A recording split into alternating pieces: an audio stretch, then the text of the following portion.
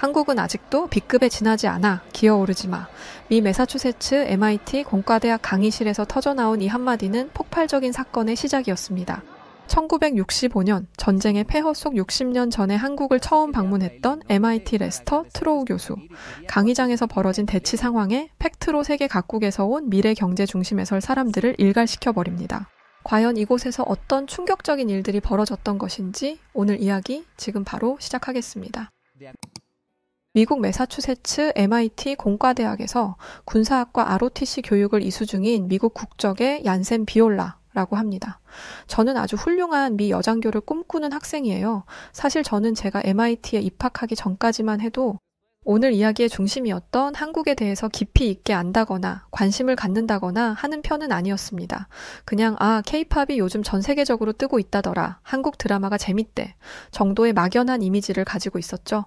그런데 MIT에 오고 나서 그리고 하버드와 협력하는 ROTC 프로그램을 통해 한국인 동기들과 만나고 또 레스터 트로우 교수님이 강조하신 한국의 역사와 성공 비결에 대해 배우면서 점점 더 한국이라는 나라가 궁금해지더라고요. 그래서 그 과정에서 있었던 일을 제가 직접 겪고 느낀 바를 최대한 생생하게 전해보려고 합니다. 먼저 제가 한국에 관심을 갖게 된 결정적 계기가 된 트로우 교수님 이야기를 해볼게요. 교수님은 MIT에서 수십 년째 경제학, 군사학, 그리고 동아시아 정세 같은 다채로운 분야를 강의해 오신 분이거든요. 저뿐만 아니라 다른 많은 학생들도 교수님 수업을 들으며 한국, 거긴 정말 어떻게 된 거야? 한 번 무너졌던 나라가 이렇게 기적처럼 부활한 거 맞나? 라는 생각을 많이 하게 된답니다. 특히 교수님 스스로가 1965년에 그러니까 불과 19살 나던 해에 한국을 처음 찾았다고 하시더군요. 그 당시 한국은 전쟁 직후라서 아무것도 없는 세계 최빈국 중 하나로 꼽히는 상태였는데 이상하게도 그 처참한 현장에서 오히려 이 나라가 언젠가는 어마어마한 일을 칠 것이라는 예감을 얻었다고 해요. 교수님이 느꼈다는 예감은 무엇이었을까요? 제가 교수님께 직접 여쭤봤더니 그건 가난 한가운데서도 절대로 공부를 포기하지 않는 사람들의 눈빛, 그리고 이미 그때부터 존재하던 한글과 금속활자 같은 한국 특유의 문화유산이 나에게 큰 충격이었기 때문이라고 하시더라고요. 예를 들어서 무너진 건물들 사이를 지나다 보면 허름한 서점 하나가 나오는데 책 표지가 너무 해져 글씨가 몽땅 닳아버릴 정도였답니다. 그 이유가 뭔지 아세요? 한 권을 여러 명이 돌려가며 또 돌려가며 읽고 베끼고 해서라는 거죠. 교수님은 그걸 보고 처음엔 말 그대로 세상에 이런 일이 다 있나 싶은 충격을 받았대요. 그런데 그 충격이 곧 존경심으로 바뀌어 언젠가 이 나라가 반드시 놀라운 성과를 낼 거다라는 확신을 품게 된 겁니다. 그 후 교수님은 MIT로 돌아와 한국을 연구하기 시작했고 어느새 50여 년이 훌쩍 지났죠. 그 사이 한국은 세계가 깜짝 놀랄 만큼 성장해 경제, 문화, 군사력 등 다방면에서 선진국 반열에 올랐습니다. 그리고 교수님은 말씀하셨어요. 이 현상은 우연이 아니라 필연이다.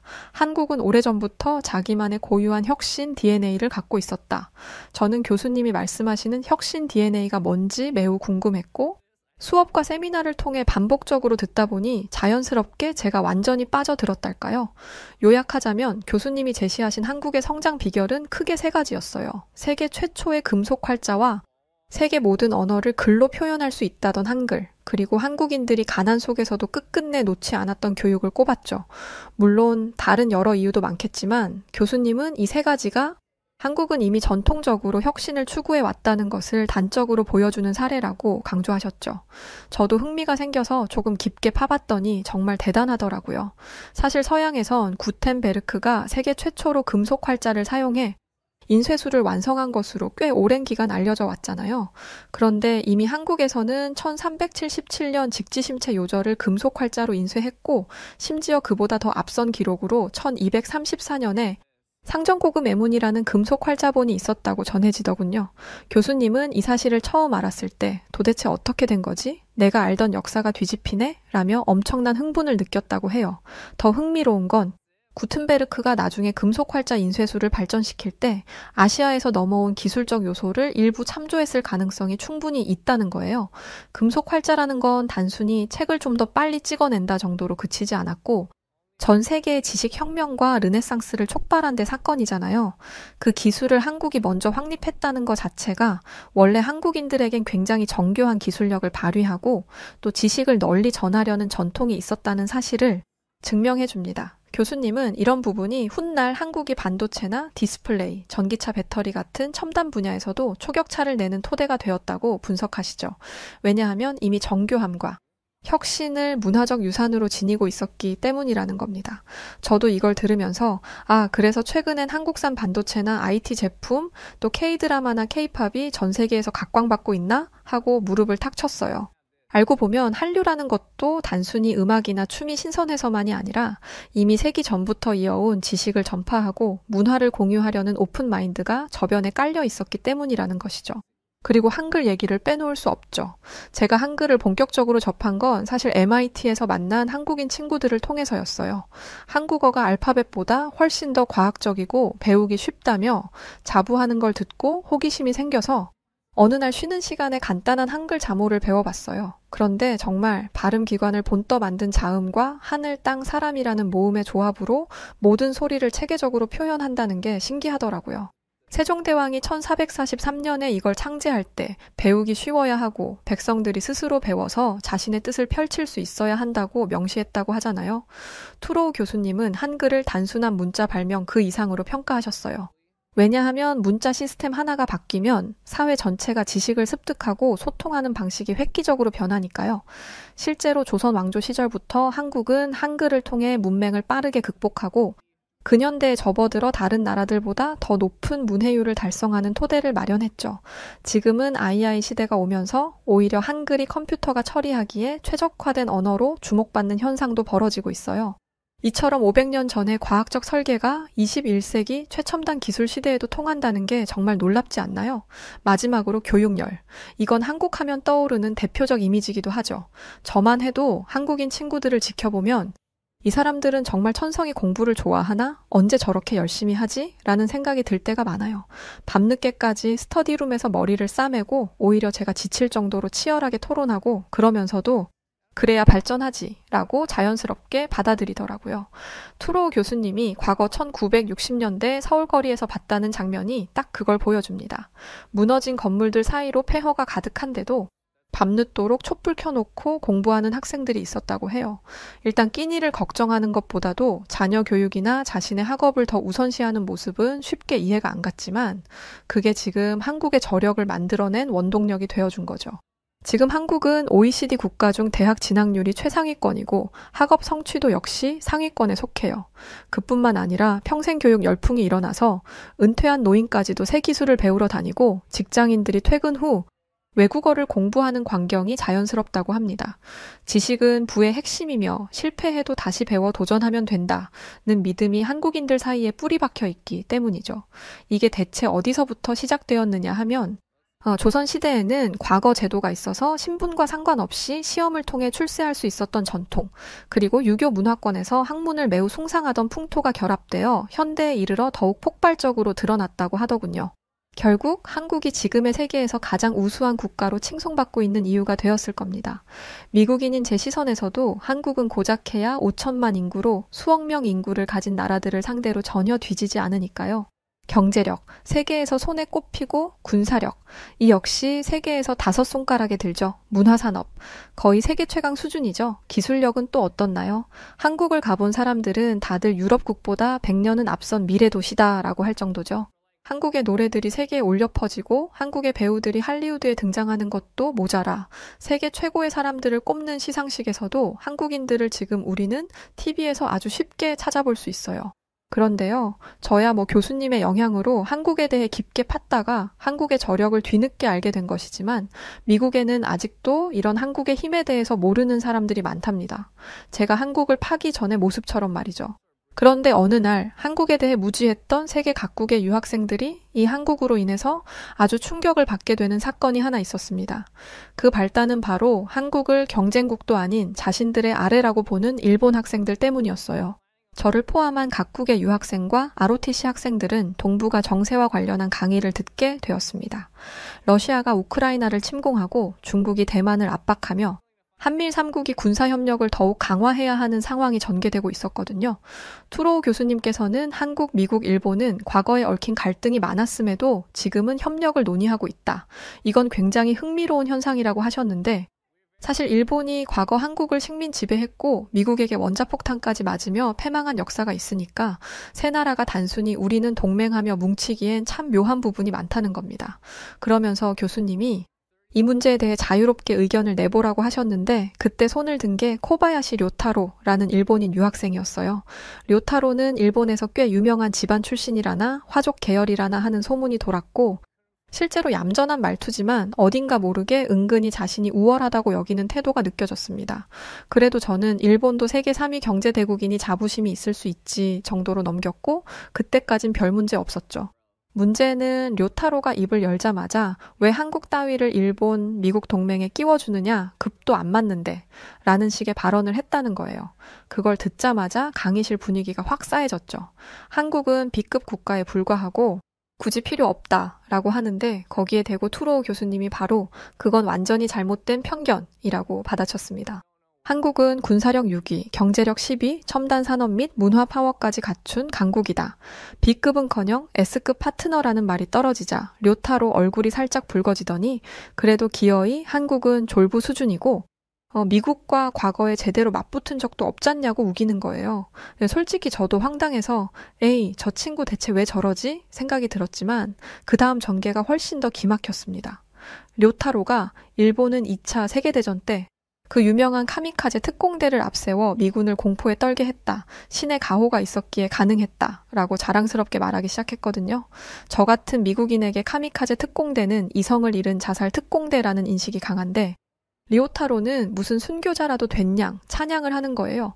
투로우 교수님이 사람을 폭탄으로 만들어 희생시키는 걸 미화하다니 말이 안 된다고 하자 리오타로는 일본군은 강력했으니 이겨도 이상하지 않았고 그 용맹함 덕에 미군도 전장에서 떨었다고 주장하더군요. 그리고는 스스럼 없이 한국도 그때 우리에게 복종했었다. 그러니까 어차피 일본만 제대로 힘을 갖추면 된다. 같은 식으로 이어나가는 겁니다. 저는 너무 황당해서 입을 다물지 못했어요. 그런데 거기서 한 명이 벌떡 일어섰습니다. 바로 한국인 유학생 성진우였죠. 성진우는 ROTC 프로그램을 함께 듣는 동기 중 하나였는데 굉장히 조용하고 착실한 편이라 평소 눈에 띄는 스타일은 아니었어요. 그런데 료타로가 일본 제국주의 시절을 미화하고 카미카제를 신의 가호로 포장하자 진우가 한마디 하더군요. 카미카제 특공대가 정말 신의 가호를 받았는지 아니면 어린 군인들을 강제로 몰아넣어 목숨을 빼앗은 비극인지 한번 생각해보라며 죽기 전 마지막으로 외친 게 일본 천황만세가 아니라 어머니였다 라고 말했습니다. 그리고는 그들이 왜 그랬겠느냐? 그들은 가족을 볼모로 잡혀서 어쩔 수 없이 전장으로 내몰렸다. 심지어 조선인 소년도 포함되어 있었고 바퀴가 제거된 비행기에 태워져 돌아오지 못하게 만들었다고 덧붙이는데 강의실 공기가 딱 얼어붙었습니다. 료타로마저 말을 잃었다가 이내 폭발적인 반응을 보였어요. 네가 뭘 안다고 함부로 떠드느냐? 증조 할아버지가 일본군 장교였는데 그런 소리는 못 들었다면서 소리소리를 질렀죠. 결국 강의실은 한국과 일본의 대립으로 팽팽한 긴장감이 감돌았어요. 사실 저는 이 광경을 굉장히 흥미있게 지켜봤습니다. 확실히 이야기는 한국의 사례들이나 현재의 모습들, 지난 과거 역사, 군사력까지 모든 게 한국이 우세하게 보였어요. 강의를 진행하는 교수님도 개인의 감정을 실어 어느 한쪽으로 힘을 몰아준 것이 아니라 역사를 근거해 사실만을 팩트로 확인해 주셨는데 이 또한 한국이 우세한 방향이었죠. 결국 안 되겠는지 주먹다짐까지 오가려는 상황도 벌어지고 료타로가 진우에게 달려들기도 했는데 진우는 태권도 유단자여서 그랬는지 료타로의 도발에도 아주 침착하게 모두 방어했죠. 그런데 참 놀라웠던 게 료타로는 주먹을 휘둘렀지만 진우는 단 한 번도 주먹을 휘두르지 않았다는 거예요. 그저 웃으면서 료타로가 퍼붓는 주먹을 슬쩍슬쩍 피하고 맞기만 하더군요. 그리고 료타로가 회심의 힘을 쏟아 주먹을 날리려는 찰나에 진우가 재빠르게 료타로의 얼굴 가까이 다가가더니 이 주먹이 마지막이고 더 이상은 참지 않는다라고 했는데 그 말에 쫄았는지 상기된 표정으로 알 수 없는 언어를 쏟아내며 소리치기 시작했습니다. 결국 학교 보안원들이 와서 료타로를 강의실 밖으로 끌고 나갔어요. 이 사건이 MIT 캠퍼스 안에서 쫙 퍼지면서 난리가 났습니다. 료타로가 일본 우월주의를 갖고 있다더니 과연 대단하다, 카미카제를 미화한다는 게 말이 되느냐. 성진우가 정말 멋있었다 등등 온갖 말이 쏟아졌죠. 료타로는 그 뒤로 한동안 기숙사에 박혀 콧배기도 안 비추고 간혹 나와도 사람들의 시선이 따가우니 금세 도망가 버리더라고요. 이 모든 소동을 지켜본 제 입장에서는 한국과 일본이 완전히 대비된다는 생각이 들었어요. 물론 일본 전체가 료타로처럼 제국주의 시절을 자랑스러워한다는 뜻은 아니에요. 하지만 아직도 그런 태도를 가진 일부 사람들이 있고 또 공식적으로는 제대로 된 반성과 사과가 이루어지지 않아 주변국들과 신뢰 구축을 못하는 측면이 있잖아요. 반면 한국은 식민 지배와 전쟁, IMF 사태 등으로 수십 년간 고생했지만 결국 그 모든 난관을 이겨내고 스스로 선진국이 된 데다 주변국을 무력으로 침략하거나 억압한 적이 거의 없다는 점이 부각되고 있습니다. 다른 국가들이 한국과는 마음 놓고 협력해볼 만하겠다고 판단하는 이유 중 하나가 아닐까요? 이 대조적인 모습이 투로우 교수님이 늘 말씀하시는 역사는 결국 배움을 선택한 자에게 기회를 주고 반성하지 않는 자에게 시련을 안긴다는 명제와도 잘 들어맞는다는 느낌이 들었어요. 료타로가 한 번이라도 진심으로 반성하고 과거 제국주의 만행에 대해 자세히 알게 되었다면 아마 MIT에서 이렇게까지 고립되지도 않았을 텐데요. 게다가 한국은 고난의 역사 속에서도 민주주의를 평화적으로 완성하는 등 굉장히 독특한 길을 걸어왔잖아요. 교수님 말씀에 따르면 전쟁 이후 가난의 역경들을 지혜와 노력으로 이겨내고 시민이 주체가 되어 민주화를 이룬 일은 세계사적으로도 보기 드문 사례라고 하더라고요. 대부분 후발국들이 민주화를 시도할 때는 치열한 내전이나 다시 군부 쿠데타가 일어나 큰 혼란을 겪는 경우가 많으니까요. 그런데 한국은 비교적 평화적 시위와 시민의식의 발전을 통해 그걸 이뤄냈다는 겁니다. 그러니 경제력뿐만 아니라 정치, 사회적으로도 빠르게 선진국 대열에 진입할 수 있었던 거죠. 저는 그래서 더욱 한국이 대단해 보였고 료타로가 한국은 졸부라고 폄하할 때 졸부가 아니라 온갖 고난을 정당하게 이겨낸 모범 국가라는 생각이 들었습니다. 그러니 미국이 한국을 동맹으로 삼으려 하고 MIT 같은 명문에서 한국인 유학생들을 활발히 영입하려는 현상이 그저 우연이 아니겠죠. 실제로 이곳에서 만나본 한국인 친구들은 정말 열정적이고 무언가를 배우거나 만들어내는데 기쁨을 느끼는 듯 했습니다. 그 에너지가 종종 부럽기도 했지만 한편으론 제게도 자극이 되었고 나도 열심히 공부해야겠다라는 동기부여가 되었어요. 또 레스터 투로우 교수님이 덕분에 알게 된 한국의 세계 최초의 금속 활자, 유례 없는 한글, 집요한 교육 열과 실제 대학 강의실에서 벌어진 코바야시 료타로의 오만함과 성진우의 논리적 대응, 그리고 갈등은 뇌리에 깊게 남았죠. 저야 대학생이고 관련한 내용들을 공부하는 학생이라서 시대의 흐름을 알지만 미국에는 교육을 받지 못해 지식을 내려놓고 사는 사람들이 정말 많아요. 아마 그런 사람들은 제가 지금 써내려 가고 있는 이야기를 들으며 정말 그 정도로 한국이 대단한가? 혹은 일본 학생이 그렇게까지 말하다니 좀 과장된 건 아니야? 라고 의구심을 가지실 수도 있겠지만 전 확실히 목격했습니다. 료타로는 진심으로 그렇게 믿고 있었고 그걸 전혀 부끄러워하지 않았어요. 이게 거짓이 아니라 실존하는 사상이라는 걸 생각하면 역시 아직 세상엔 다양한 사람들이 존재하고 과거 제국주의의 망령이 완전히 사라지지는 않았다는 걸 깨닫게 됩니다. 물론 그렇다고 제가 일본 전체를 미워하게 된 건 아니에요. 저도 알고 있습니다. 일본에는 반성적인 자세를 지닌 사람들도 많고 평화와 협력을 바라는 사람들이 대부분이라는 거요. 다만 료타로 같은 극단적인 인물이 존재한다는 사실이 중요하죠. 역사는 거울과 같아서 우리가 어떤 잘못을 인정하고 고치지 않으면 그 어둠이 계속 우리 발목을 잡거든요. 그걸 한국과 일본이 아주 잘 보여주고 있다고 봐요. 한국의 사례를 보면 식민 지배와 전쟁으로 폐허가 되었음에도 불구하고 스스로 혁신의 길을 찾아내고 이웃 국가들과 협력해서 세계가 놀랄 만한 성장을 이뤄냈습니다.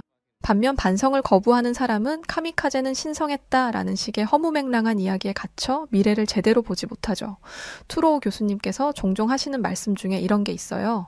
한국의 위상은 이제 막 시작일 뿐이다. 앞으로 10에서 20년 후면 한국은 문화와 기술 분야에서 더 견고한 위치를 확보할 것이다. 실제로 K-팝이 미국 빌보드 차트를 석권하는 건 이제 뉴스거리도 아니고 넷플릭스에서 한국 드라마가 전 세계 1위를 하는 것도 자연스러워졌어요. 대학가에서도 한국어를 배우려는 열기가 엄청난데 영어와 스페인어 다음으로 한국어 학습자가 늘고 있다는 통계도 있더군요. 전 이 흐름이 우연이 아니라고 봐요. 한국만의 고유한 문화유산이 꽃피는 현상이라는 말에 공감할 수밖에 없습니다. 또한 최근 저는 한국인 친구들을 더 사귀면서 한국이 왜 이렇게 빠른 속도로 성장했을까? 이 질문에 대한 답을 조금씩 더 구체적으로 얻고 있어요. 예를 들어서 제 한국인 친구 중에는 우리 부모님 세대가 집 한 채도 없었고 가난으로 고생하셨지만 그래도 끝까지 공부를 놓지 않고 반도체 산업으로 재기에 성공했다고 말하는 애도 있어요. 그게 무슨 의미냐면 한국에는 위기를 만나면 포기하기보다 오히려 혁신을 고민하며 성장의 발판으로 삼는다는 집단적 DNA가 있다는 거죠. 그러면서 저에게 한국인 친구가 영상 하나를 보여줬었는데 영상에 나오는 한국인 교수님이 이런 말을 하더라고요. 세계에서 발명되는 수많은 제품들이 많은데 이걸 세계에서 가장 잘 활용하고 잘 쓰는 사람들이 바로 한국인들이라고요.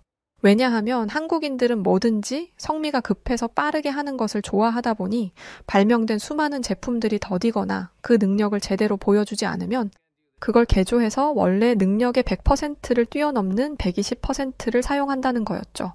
그런데 마지막 말이 더 인상적이었어요. 한국인들은 제품만 그렇게 쓰지 않았다고 했습니다. 한국이 어렵고 가난에 굶주리던 시절 앞선 부모님 세대의 분들은 자신의 몸과 자신의 정신, 자신의 노력도 120%씩 했다는 말이었죠. 이런 부모님 세대의 어른분들이 계셨기 때문에 한국이 세계에서 유례가 없는, 세계에서는 꿈꾸지도 못했을, 세계에서 누구도 해내지 못했던 일들을 이 작은 국가 한국에서 이뤄냈다는 말이었습니다. 정말 너무나 감동스러웠어요. 아직 저도 한참 성장하는 ROTC 학생에 불과하지만 그동안 학교 생활을 하면서 만났던 한국인 친구들과 교육을 통해 지난 역사를 알게 되면서 참 놀라운 국가라고 생각했는데 한국의 이례적인 발전과 성장에는 이런 비밀이 숨겨져 있었던 거였죠. 반면에 한때 세계 경제 2위였던 일본은 어떤 상황일까요? 학교에서 일본의 역사와 일본의 기술을 강의 주제로 삼지 않는다는 것만 봐도 현재의 상황을 이야기할 수 있어요. 이런 현실에 대한 반감 때문인지 이걸 부정하려는 친구들이 제법 있죠. 료타료만 봐도 알 수 있었으니까요. 리오타료는 사건 이후 끝내 한국을 B급이라 단정 짓고 카미카제 특공대를 찬양하는 모습에서 한 발짝도 나아가지 못했습니다.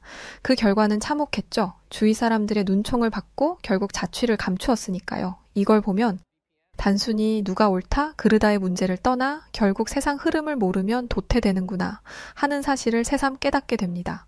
잘못을 인정하는 게 얼마나 어렵길래 하면서도 역사가 만든 편견이 이렇게 무서울 수 있구나 하는 생각이 들어요. 생각해보면 미국도 완벽한 나라는 아니잖아요. 과거의 흑인 노예 문제를 비롯해 여러 가지 잘못을 저질렀고 지금도 여전히 인종 갈등이나 국제 분쟁에서 비판받는 부분이 많습니다.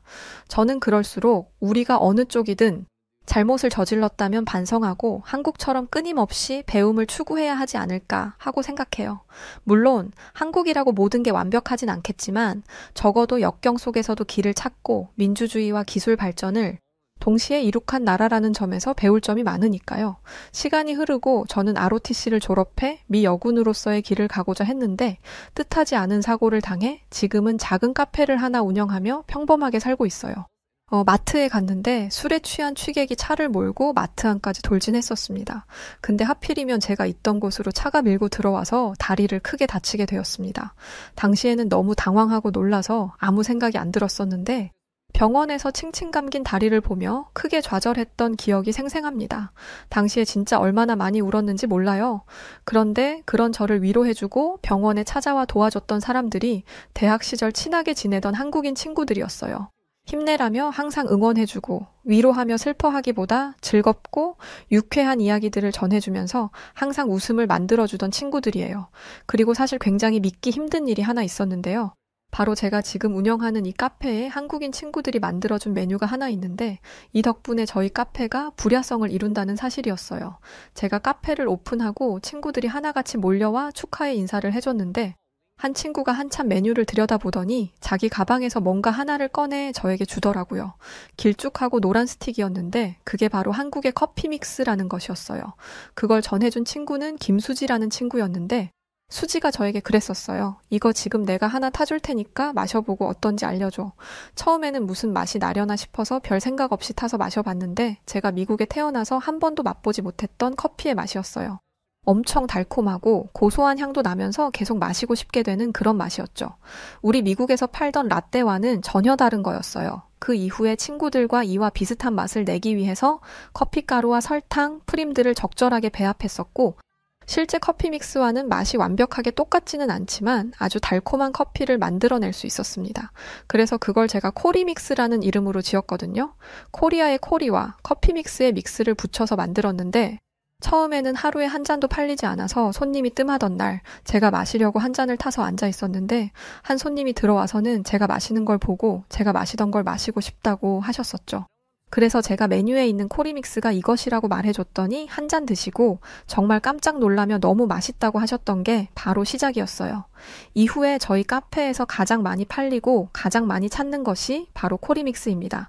미국 전역을 돌아다녀도 이 메뉴는 저희 가게밖에 없다 보니까 더 많은 분들이 찾아주시는 것 같아요. 참 어떻게 생각하면 한국과의 인연이 깊다는 기분이 들어요. 물론 저보다 더 깊은 인연을 가지신 분들이 훨씬 많겠지만 대학에서 미 여군을 꿈꾸며 학업에 열중할 때 1960년대에 한국을 다녀오셨던 레스터 트로우 교수님을 만나게 된 것, 그리고 그로 인해 제가 한국을 깊게 배우게 되었던 것과 강의장에서 있었던 해프닝들, 그게 끝인가요? 마트에서 사고를 당해 병원에 입원했을 때 찾아준 한국인 친구들, 그리고 한국인 친구들이 만들어준 지금 우리 가게 한 메뉴 코리믹스까지, 이 정도면 제법 인연이 깊다고 생각하는데 아닌가요? 한국은 참 정말 놀랍고 좋은 국가라고 생각해요. LA 화재 때도 발벗고 나서서 우리 미국인들을 돕는 모습들에서 더욱 느꼈죠. 사실 저는 좀 추운 걸 좋아하지 않습니다. 그래서 날이 풀리는 시점이 오면 한국 친구들과 함께 한국을 좀 다녀올까 계획하고 있어요. 겨울이 지나고 날이 푹해지는 날이겠죠. 그때는 가게도 지인에게 좀 맡기고 넉넉하게 여행 일정을 잡고 한국에 가서 몸으로 직접 그 대단한 한국의 정기를 받아보고 싶어요. 카페에서 글을 쓰다 보니 쓰면서 커피를 대체 몇 잔을 마셨는지 모르겠네요. 여하튼 푹해지는 시점 한국에서 뵙길 바라며 이만 마칩니다. 미국 세인트폴에 있는 한 영화 제작사가 동아시아 다큐멘터리를 기획했던 한 여성이 좌절한 듯 고민하고 있는 모습이 보입니다. 이내 그녀는 한국으로의 촬영을 떠났고 그곳에서 정말 믿기 힘든 모습을 마주하고 촬영물을 어딘가로 전달하는데요. 과연 이 미국 여성에게 무슨 일이 있던 걸까요? 안녕하세요. 저는 미국에서 영화 제작자로 일하고 있는 마이클 브라운입니다. 영화 제작을 한다고 하면 다들 대단한 일을 하는 것처럼 생각하고는 하시는데 사실 다큐멘터리 영화를 만드는 사람이기 때문에 돈을 많이 버는 것도 아니고 그다지 유명하지도 않습니다. 그럼에도 불구하고 다큐멘터리 제작을 계속해서 하는 이유는 세계 각국의 문화와 역사를 담아내는 게 제 꿈이었기 때문이에요. 하지만 다큐멘터리는 상업 영화에 비해 수요가 적어 제작 자금을 모으는 것부터가 큰 도전입니다.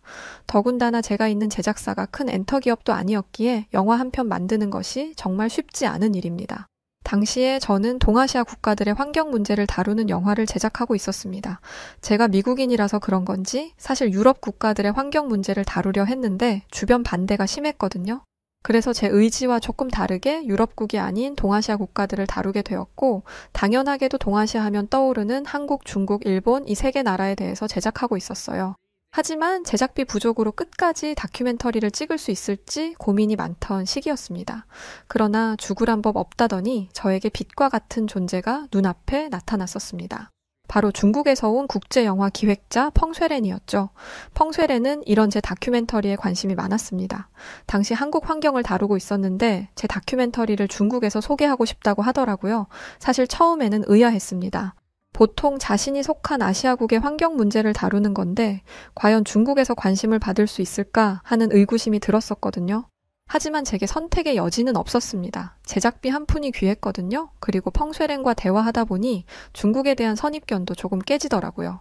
자신의 문화에 자부심이 있는 펑쇠렌을 보면서 중국의 역사가 길기는 하다더니 사실이기는 한가 보구나 라는 생각도 하게 됐죠. 또 저는 먹는 걸 굉장히 좋아하는데 예술가는 배고픈 직업이다 보니 먹고 싶은 게 있어도 꾹 참는 경우가 다반사였거든요. 하지만 펑쇠렌은 맛있는 중국 음식을 소개하고 사주면서 중국의 음식 문화도 알려주려고 노력했습니다. 또 제 다큐멘터리 제작비에 과감한 투자를 해준 사람이기도 했기 때문에 당시에 저는 펑쇠렌이 정말 좋은 사람이라고만 생각했어요. 매스컴에서 나오는 중국의 모습이 전부가 아니라고 생각하기도 했죠. 그 사건이 있기 전만 해도 말입니다. 앞서 말했듯 저는 환경오염에 관한 내용의 다큐멘터리를 제작하고 있었어요. 한국과 중국, 그리고 일본, 이렇게 세 나라를 다룰 예정이었죠. 동아시아 국가에서 탄소 배출량이 가장 많은 곳은 어디인지 다큐를 찍으며 기후변화 문제를 찾아보고자 하는 영화를 제작하고 이를 알리려 했거든요. 그런데 문제가 발생하기 시작합니다. 분명 저는 펑쇠렌을 처음 만났을 때 한국 부분을 다루고 있었어요. 자료 조사도 하고 한국의 계절과 환경에 대해서 펑쇠렌과 대화도 하고 의논도 한 건 사실이에요. 그런데 분명 저는 당시에 중국에 대한 이야기도 했었습니다. 펑쇠렌에게 주었던 기획서에도 중국 이야기가 들어가 있었고요. 저는 당연히 기획서를 본 줄 알았는데 이걸 보지도 않고 투자를 하겠다고 마음먹었을 줄은 정말이지 상상도 못했습니다. 투자 받았을 때만 해도 저는 중국 촬영 때는 펑쇠렌의 지식과 인맥이 도움이 되겠구나 생각까지 했어요. 그런데 알고 봤더니 한국을 다룬다는 이야기만 보고서는 대뜸 중국에 소개하자면서 투자를 결심했던 거였죠.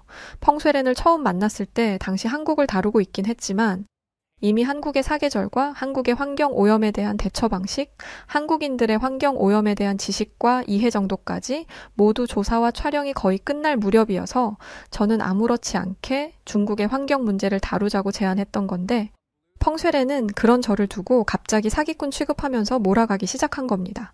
제가 촬영하며 조사한 한국의 탄소 배출량은 국제환경단체 기후행동 추적 데이터에 의거 13위로 조사되었고 당시 전 세계 1위로 온실가스를 배출했던 국가가 중국이라는 것을 확인하고 바로 중국 촬영에 들어가려고 했던 것이죠. 그런데 펑쇠렌은 그런 저의 행동에 화를 냈던 겁니다. 지금까지 저를 속인 겁니까? 저는 한국의 환경 문제를 비판하는 내용으로 알고 투자를 한 건데 지금 어딜 문제 삼겠다고요? 우리 중국이요? 대체 지금 뭐 하자는 겁니까? 속인 게 아니라 펑쇠렌이 제대로 보지 않은 거라고 백날 얘기해도 제 얘기를 듣지 않더라고요. 정말 벽을 보고 말하는 것 같았습니다. 심지어 펑쇠렌은 이런 말도 하더군요. 왜 여기에 중국을 끌어들이는 겁니까? 중국의 탄소 배출량이 많다는 건 다 날조된 거야. 지금 당신 나라 미국이 거짓말 치는 거라고. 미국인이라서 잘도 속아온 모양인데 이건 전 세계적으로 잘 알려진 사실이야. 한국을 다루기로 했으면 한국을 다뤄야지 뭔 중국이야. 너무나 원색적인 비난에 당황스럽더라고요. 제가 지금까지 본 모든 모습이 거짓말이었다니 솔직히 인간적으로 상처받았어요. 그리고 미국이 뭐 하려고 그런 거짓말을 한답니까? 하려면 중국이 하겠죠. 펑쇠렌을 보면서 중국에 대한 이미지가 많이 나아졌는데 역시는 역시더라고요. 미국은 인정이라도 하지 중국은 인정조차 안 하려고 하는 모습에 정남이가 떨어졌습니다. 펑쇠렌은 여기서 그치지 않았습니다. 이번엔 저희 다큐 영화사에 투자했던 투자금을 빌미로 협박을 하더라고요. 당신이 계속 고집을 부리면서 중국 얘기를 넣겠다고 하면 모든 투자금 철회할 거예요. 지금까지 들어간 돈을 모두 토해내게 만들 거라고. 내가 이러라고 돈을 쓴 줄 알아? 중국을 비판하는 내용을 중국에 소개하라고? 펑쇠렌은 한국을 비판하는 내용을 중국에 소개해서 사람들의 호응을 얻을 생각이었던 거예요. 중국과 한국의 관계가 좋지 않다는 건 너무나 잘 알고 있었지만 본인들 잘못은 쏙 빼고 남의 나라 잘못만 소개하려고 하다니 더 이상 펑쇠렌과 함께 앉아있는 게 무의미하다고 느껴졌습니다. 솔직히 투자금을 회수한다고 하는 말에 살짝 위축되기는 했어요. 투자금을 회수하는 건 불가능하다고 이야기했더니 저를 사기죄로 고소한다고 했거든요. 미국에 그런 가짜뉴스를 퍼뜨리려고 하다니 당신들이 우리 중국을 욕보이게 하는 주 범인들이었구만. 내가 당장 당신들 고소할 거야. 무슨 영화를 그렇게 본 건지 미국 정부가 뭐가 아쉬워서 저같이 평범한 사람을 범인으로 만들겠어요. 그리고 무슨 효과가 있다고 이 소규모 자본 다큐멘터리로 중국과 기싸움을 하겠냐고요. 중국은 국가 차원에서 구린 공작을 많이 한다던데 그게 사실인 것 같았습니다. 펑쇠렌은 씩씩거리며 떠났고 저는 며칠 뒤 정말 펑쇠렌이 고소를 했다는 연락을 받게 됐습니다. 급하게 변호사를 선임했지만 가뜩이나 부족한 제작비에서 비싼 변호사 비용을 지불하게 된 건 너무나 큰 손해였습니다. 법정 공방은 몇 달간 이어졌어요. 다행히 무혐의를 받아냈지만 정신적으로도 피폐해졌고 금전적으로도 손해였죠. 하지만 다큐 제작을 포기하지 않았습니다. 제작진의 임금을 주지 못해 혼자 모든 걸 해야 했지만요. 저는 새로운 계획을 세우면서 첫 목적지로 중국의 후난성에 있는 유명 자연 명소인 장가게에 가게 되었어요. 중국의 광활한 자연을 보여주면서 중국인들이 왜 자연을 지켜야 하는지 알리기 위해서였죠. 정신없이 촬영 장비를 세팅하고 자연 풍경을 촬영하고 있는데 중국인들로 보이는 사람들이 저를 부르더라고요. 그러더니 굉장히 날선 목소리로 지금 우리 찍고 있는 거예요? 라고 하더라고요. 순간 차갑게 돌변했던 펑쇠렌이 생각나면서 심장이 덜컥 내려앉았지만 침착하게 대답했습니다. 아닙니다. 저는 이 절벽과 주변 환경을 촬영하고 있어요. 환경과 다큐멘터리를 만들고 있거든요. 사람은 찍지 않아요. 그러나 제 설명에도 불구하고 그들의 표정은 점점 더 험악해졌습니다. 그러더니 갑자기 소리를 지르더라고요. 보통 목소리를 천천히 높이다가 소리를 지르는데 그런 것도 없었어요. 정말 당황스럽더라고요. 짧은 머리에 몸에 문신까지 하고 있던 중국인들 사이에 둘러싸이게 되니 사실 솔직히 정말 많이 무서웠습니다. 그리고 중국인들은 저에게 협박하기 시작했죠. 거짓말하지 말고 카메라 내놔. 방금 분명히 우리를 찍었지? 아니야? 당장 카메라 내놓으라고. 그게 싫으면 돈을 내. 무슨 준비라도 했던 사람들처럼 함께 있던 사람들은 죽이 척척 맞았습니다.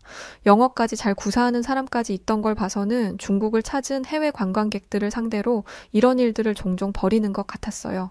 그러면서 심지어 제 카메라를 뺏으려고까지 했습니다.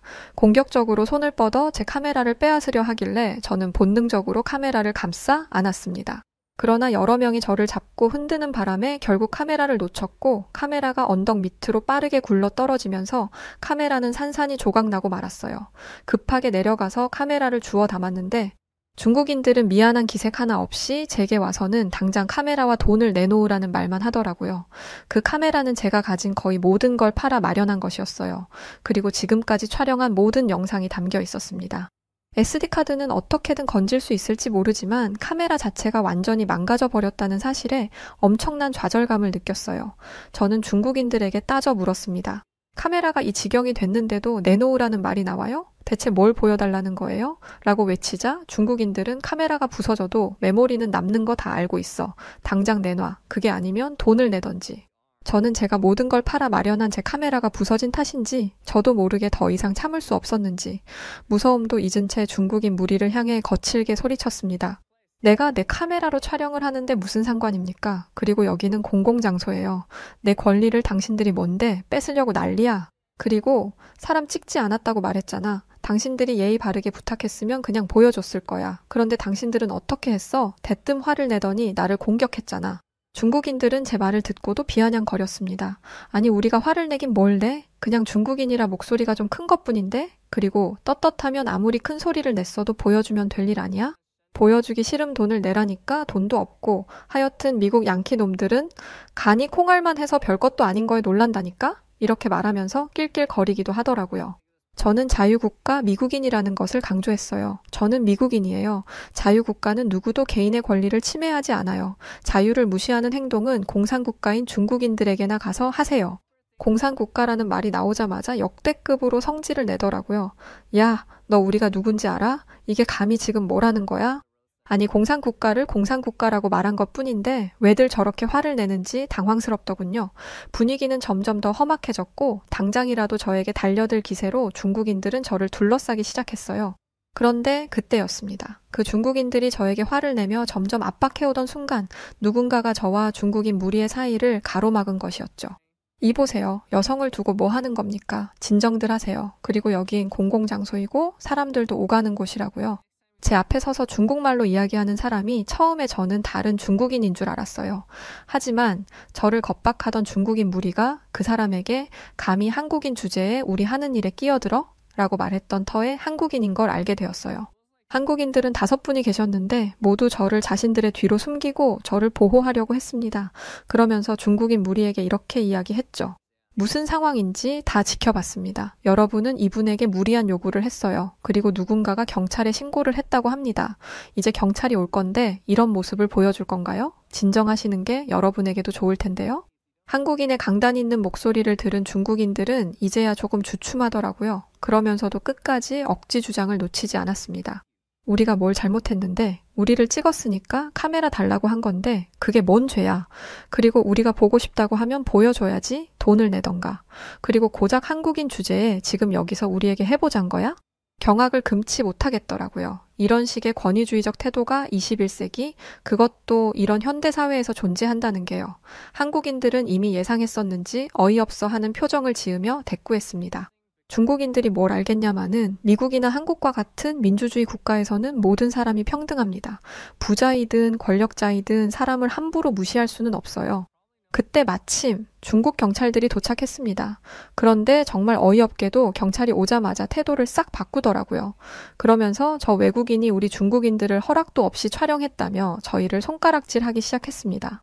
팔은 안으로 굽는다더니 결국 경찰들은 부서진 제 카메라를 가리키며 타인을 촬영하는 행위는 불법이라고 하면서 부서진 제 카메라를 회수했고 한국인 분들의 상황 설명에 겨우 상황은 종료될 수 있었어요.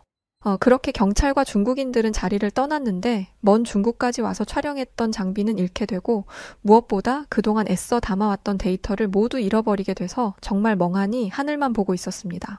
그런데 아까 저를 도와주었던 한국인 분들이 저에게 다가와 괜찮냐고 물어보셨어요.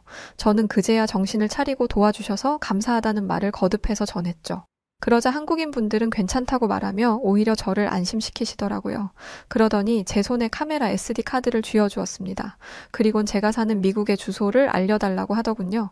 부서진 카메라에 담겨 있던 SD 카드를 혹시 몰라 미리 뺐었다고 합니다. 그리고 중국 경찰 쪽에 지인이 있으니 부셔진 카메라를 회수하여 고쳐 보내주겠다고 했습니다. 저는 너무 놀랐죠. 이렇게까지 도움을 주실 거라고 정말 생각도 못했거든요. 어떻게 보답을 해드려야 하겠냐고 비용을 지불하겠다고 하니 명함을 주며 한국인 분들은 이렇게 말했습니다.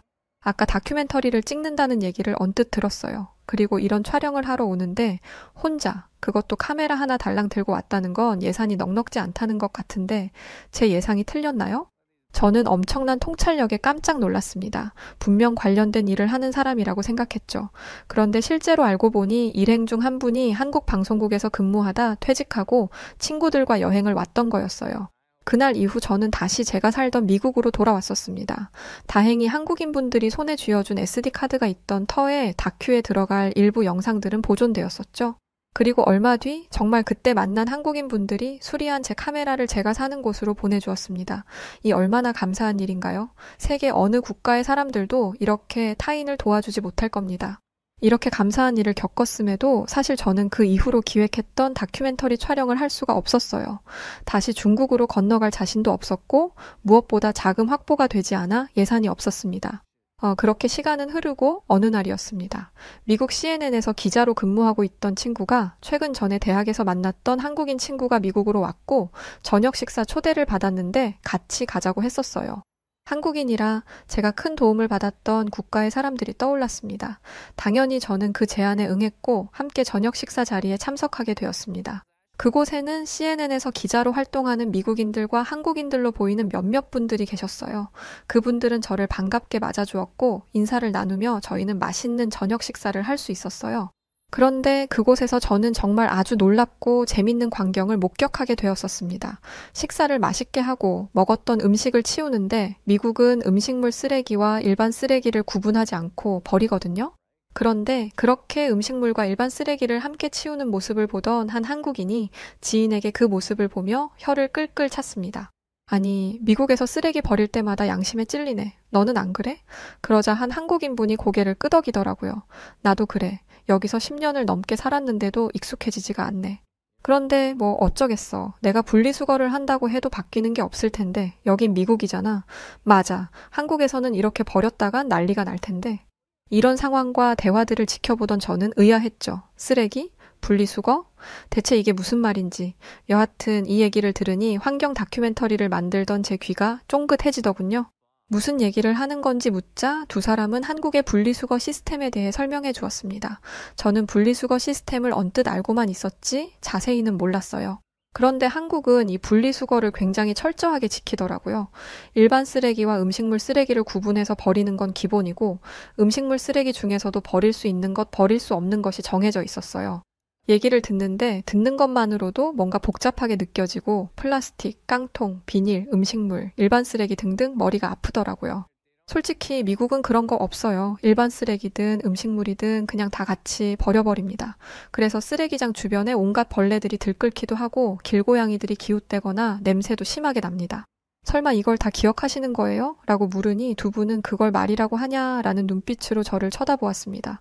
한국에서는 이게 정말 당연한 일상이더라고요. 게다가 재활용품도 종이, 플라스틱, 캔, 유리병을 분리해서 버린다고 했습니다. 게다가 쓰레기를 버릴 때는 깨끗하게 세척을 해서 버린다고 하더라고요. 택배 박스를 버릴 때도 테이프를 박스와 분리해서 버려야 한다고요. 심지어 플라스틱 페트병에 붙어있는 라벨까지 떼서 쓰레기를 분리수거한다고 했습니다. 솔직히 이걸 문서로만 봤으면 안 믿었을 겁니다. 이런 규칙이 있다고 해도 안 지킬 거라고 생각했어요. 우리 미국에서 이런 걸 시행한다? 아마 제 생각에 미국 인구 단 5%도 지키지 못할 일이라는 생각이 들었어요. 그런데 한국인들은 당연히 이걸 지키더라고요. 그리고 이게 환경을 위한 거라는 걸 알고 있었습니다. 실제로 한국의 재활용률은 세계 최고 수준이더라고요. 게다가 종량제 봉투라는 시스템도 놀라웠습니다. 쓰레기를 버릴 때 특별한 봉투를 사용해야 하는데 이 봉투의 가격에 쓰레기 처리 비용이 포함되어 있더라고요. 즉 불필요한 쓰레기를 많이 버리는 사람일수록 쓰레기 처리 비용을 많이 감당해야 한다는 거였죠. 쓰레기 처리 비용을 아끼고 싶다면 자발적으로 쓰레기를 줄이게 만드는 아주 똑똑한 방법이었어요. 솔직히 저는 환경보호를 가장 잘하는 나라로 독일을 주목하고 있었어요. 동아시아 국가의 환경 문제에 대한 실상을 보여주고 독일의 선진적인 환경 정책과 재생에너지 사용을 촬영하려고 했죠. 그런데 저는 제 계획을 완전히 수정해야겠다고 마음먹었습니다. 독일도 분리수거를 하기는 하지만 이렇게 모든 사람이 하는 건 아니에요. 해도 그만, 안 해도 그만이죠. 그런데 한국은 수준 자체가 달랐습니다. 하지만 쉽게 믿을 수 있는 수준이 아니었어요. 그래서 저는 눈으로 직접 봐야겠다고 마음먹고 한국행 비행기 티켓을 예매했습니다. 진짜 열심히 모아 촬영 때 쓰려고 한 건데 앞전에 한국에 대해 조사할 때 예산이 없어서 인터넷으로만 자료를 수집하고 한국에 전파된 영상들을 짜집기하여 준비했었는데 눈으로 봐야겠다는 생각을 했거든요. 인터넷으로 자료 조사했던 이상의 것이 있길 바라는 마음으로 저는 비행기에 올랐고 얼마 뒤 한국에 도착할 수 있었습니다. 인천공항에 발을 딛는 순간 새로운 세계에 들어선 기분이었어요. 공항에서의 청결함이 장난 아니더라고요. 어디에서도 쓰레기를 볼 수가 없었습니다. 화장실은 말할 것도 없었죠. 이 정도면 청소부들이 시도 때도 없이 다녀야 할 텐데 청소하는 사람들도 많이 보이지 않았습니다. 그럴 수 있는 이유는 단 하나였어요. 쓰레기를 많이 버리지 않으니까 가능한 일이죠. 그리고 사람들이 텅 빈 플라스틱 컵이나 빈 봉지를 손에 들고 다니더라고요. 왜 그러나 했더니 쓰레기통을 찾으면 버리려는 거였어요. 그런데 쓰레기통이 정말 많이 없더라고요. 그러면 저 쓰레기를 어디다 버리나 봤더니 그대로 집으로 들고 가는 걸 보게 되었습니다. 미국이었다면 그냥 바닥에 버렸을 거예요. 그렇게 쓰레기가 모이면 그곳이 쓰레기통이 되는 거죠. 한국의 거리에는 수많은 사람들이 있었지만 땅에 떨어진 쓰레기를 찾아보기가 힘들었습니다. 심지어 담배꽁초조차 안 보이더라고요. 나중에 안 거지만 한국에서는 길거리 흡연조차 금지되어 있었어요. 미국에서는 어딜 가나 담배 냄새를 맡아야 하는데 그런 곤욕을 치르지 않아도 된다니 이 이유 때문에라도 한국에 와야겠다는 생각이 들더라고요. 뉴욕이나 LA 같은 대도시는 많은 사람들이 환상을 갖는 곳이지만 실제로 가면 쓰레기로 넘쳐나는 걸 볼 수 있습니다. 인구 밀집 지역이나 관광지 주변은 더 심하죠. 게다가 뉴욕의 경우 매년 수백만 톤의 쓰레기가 발생하는데 이걸 해결할 방법을 찾지 못하고 있어요. 한국과 비교해보니 미국인으로서 부끄럽더라고요. 그런데 미국은 쓰레기뿐만 아니라 마약 문제도 심각해요. 하지만 한국의 골목에서는 미국과 같은 모습을 찾아볼 수가 없었습니다. 게다가 늦은 밤에도 여성분들이 혼자 걸어 다니는 걸 보면서 한국의 길거리는 깨끗할 뿐만 아니라 안전하기까지 하다는 걸 알 수 있었어요. 더 놀라운 건 뭔지 아세요? 제가 있던 곳이 서울이라는 대도시였다는 거예요. 사람이 많으면 문제가 생길 확률이 높아지는 건데 아무 문제 없이 사람들이 안전하게 밤거리를 돌아다닐 수 있다니 평생 이런 걸 누려본 적 없는 저로서는 너무나 부러운 모습이었습니다. 저는 대도시를 지나 지방도시로도 향했어요. 대도시는 교육 수준이 높다는 게 일반적인 인식이라 대도시일수록 사람들의 시민의식이 낮다는 게 미국인들의 생각이거든요. 그런데 한국은 지방도시라고 해서 교육 수준이 낮지 않더라고요. 제가 만난 사람들 전부가 대졸자였습니다. 저는 과거 촬영차 중국에서 갔던 지방도시를 떠올릴 수밖에 없었어요. 같은 아시아였으니까요. 아니 베이징만 해도 충격적이었죠. 거리는 쓰레기로 넘쳐났고 특히 플라스틱 쓰레기가 눈에 띄게 많았어요. 길거리 음식점이 즐비한 골목에서는 음식물 쓰레기와 기름때가 뒤섞여 불쾌한 냄새를 풍겼죠. 지방도시는 수질 오염 문제도 심각했습니다. 정말 죄다 죽은 강 같더라고요. 공장에서 나오는 폐수와 생활하수가 섞여서 강으로 흘러 들어가는데 미관상의 문제도 있었지만 냄새는 정말 참을 수 없을 정도였어요. 그런데 중국은 깨끗한 국가라고 모든 게 거짓된 이야기들이 송출되고 있는 것이라고 말하던 펑쉐렌이 떠오르더군요. 왜 진실을 숨기고 자신들의 국가의 치부를 감추려고만 하려는지 이해되지 않았습니다. 실제로 전 세계에서 가장 많은 온실가스를 배출했던 나라가 중국이었죠. 전 세계가 합산 배출했던 온실가스는 약 500억 메트릭 톤에 달하는데 이 중에 144억 메트릭 톤을 중국이 내보내고 있었어요. 이거에 비하면 한국의 환경은 천국이나 다름없었죠. 고작 6억 7천만 메트릭 톤의 온실가스만 배출하는 국가였으니까요. 중국과 20배가 넘게 차이가 났던 겁니다. 실제로 제가 본 한국의 하늘은 맑았고 한강은 깨끗했어요. 게다가 청계천의 수질은 상상 이상이었습니다. 대도시 한가운데를 가로지르는 강의 수질이 그 정도라니 사람들이 신발을 벗고 발을 담그며 더위를 식히는 모습이 너무나 아름답더라고요. 자연과 도시의 공존이라니. 환경을 보존해야 하는 이유를 설명할 때 이 장면을 넣으면 되겠다고 생각했습니다. 시골은 뭐 말할 것도 없었죠. 어딜 가든 풀 냄새가 나는데 요양을 하러 온 기분이었습니다. 풀 냄새, 물 냄새가 이렇게 쾌적하고 청정한 것일 거라곤 상상도 못했어요. 한국에 오지 않았다면 아마 평생을 살아도 경험하지 못했을 거예요. 미국으로 돌아가기 전 제가 간 곳은 강원도 영월이라는 곳이었어요. 아주 작은 도시였는데 저는 영월 시내에서도 더 깊숙한 곳으로 들어갔습니다. 깊은 곳으로 들어가니 더 깨끗한 자연이 나오더라고요. 그런데 놀라운 건 차 하나 들어가기도 버거운 길에도 분리수거함이 있다는 거였어요. 게다가 CCTV까지 달아서 쓰레기를 하부로 버리지 못하도록 하고 있었습니다. 그런데 더 놀라운 게 뭔지 아세요? 아마 이건 한국인 분들도 잘 모르실 것 같은데요. 한국에는 에너지 자립도라는 게 있습니다. 에너지 자립 마을은 외부로부터 공급되는 에너지를 줄이고 마을 공동체에서 자체 에너지를 개발하는 거예요. 당연히 신재생 에너지를 사용해서 아주 환경 친화적으로 에너지를 만들고 있죠. 맨날 화석이나 태우고 석유나 뽑아내는 다른 국가들과는 전혀 다른 모습이었습니다. 이건 일전에 자료 조사를 하며 찾았던 건데 한국에 오게 된 이상 안 와 볼 수가 없었어요. 한국은 잘 사는 나라잖아요. 다른 나라에서 에너지원을 수입하는 게 어려운 일이 아닐 텐데 이런 사업을 국가 차원에서 한다는 점이 놀라웠습니다. 저는 다큐멘터리를 어떻게 완성할 것인지에 대한 해답을 한국에서 찾았습니다. 그런데 한국에서 오랫동안 촬영을 하려면 제작비가 걱정이더라고요. 그래서 SNS에 하소연하는 글을 썼는데 어떻게 알았는지 한국 독립영화 제작팀에서 연락이 왔어요. 자기들이 도와줄 수 있을 것 같다고 하더라고요.